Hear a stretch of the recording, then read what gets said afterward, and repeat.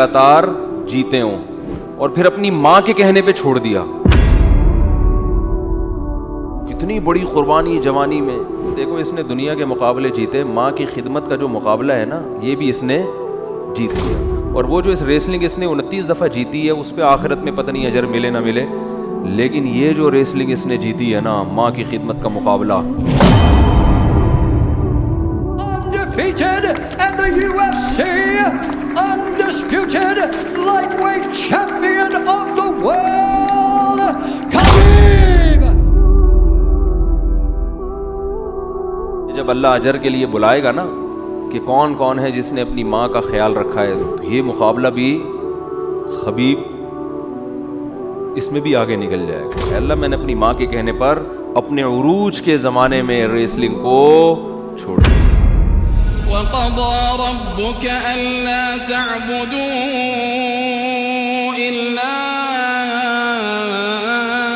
إِيَّاهُ وَبِالْوَالِدَيْنِ إِحْسَانًا إِمَّا يَبْلُغَنَّ عِندَكَ الْكِبَرَ أَحَدُهُمَا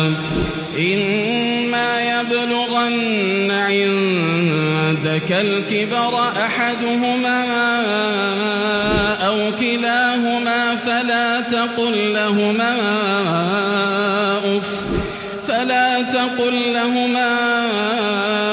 أُفٍّ وَلَا تَنْهَرْهُمَا وَقُل لَّهُمَا قَوْلًا كَرِيمًا. ہمارے کچھ ساتھیوں نے بتایا, پھر میں نے ویڈیوز بھی دیکھی کہ رشیا میں کوئی بہت بڑا ریسلر ہے خبیب نامی, اور جب بھی آپ کو پتہ ہے رشیا میں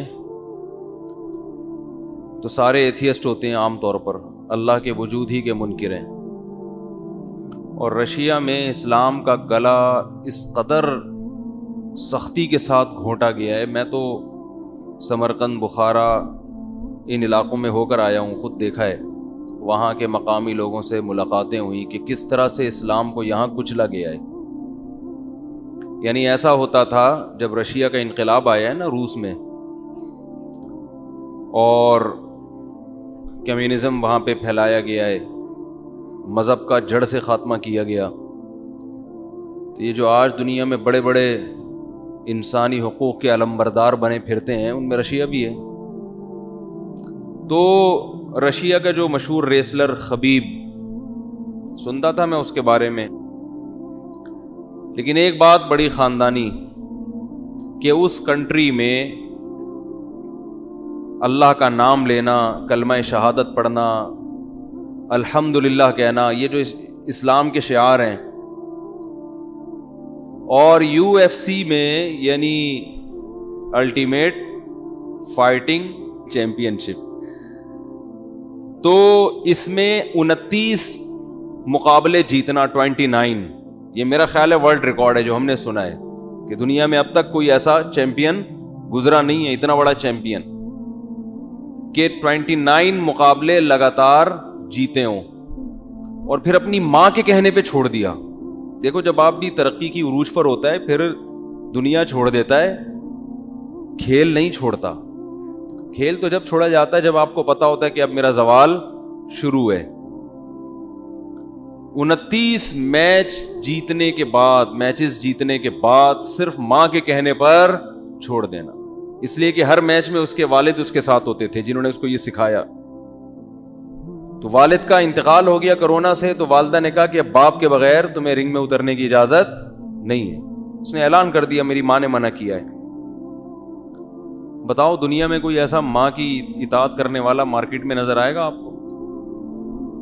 ہیں, لیکن آپ کو یہ مسلمانوں میں نظر آئیں گے. یہ اسلام کی خوبی ہے. کتنی بڑی قربانی جوانی میں,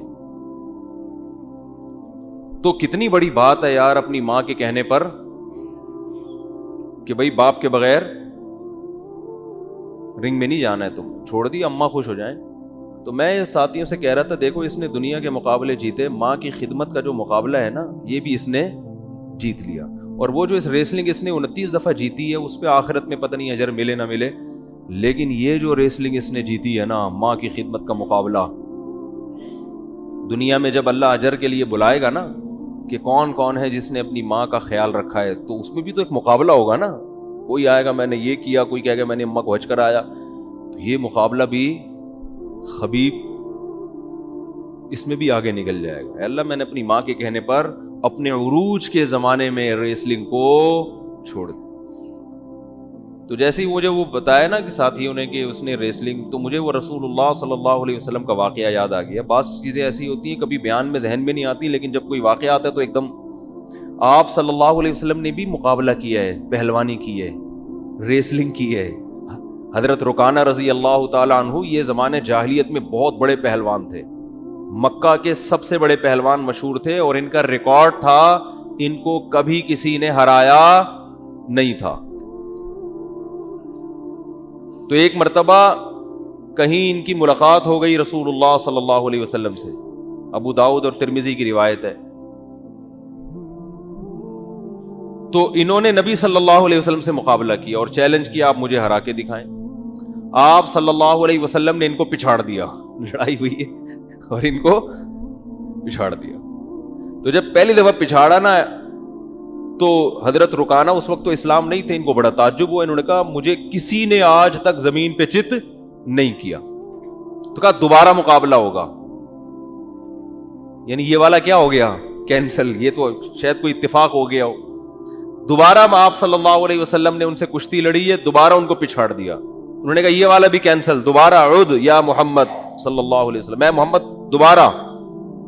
اور یہ قریشی تھے، بنو ہاشم کے تھے، نبی صلی اللہ علیہ وسلم سے ان کا نسب بھی ملتا. قریشی ویسے ہی بڑے بہادر ہوا کرتے تھے، بڑے صحت مند ہوتے تھے. تو آپ صلی اللہ علیہ وسلم نے تیسری دفعہ بھی ان کو پچھاڑ دیا. پھر یہ فتح مکہ کے دن مسلمان ہوئے تھے، مسلمان بعد میں ہوئے.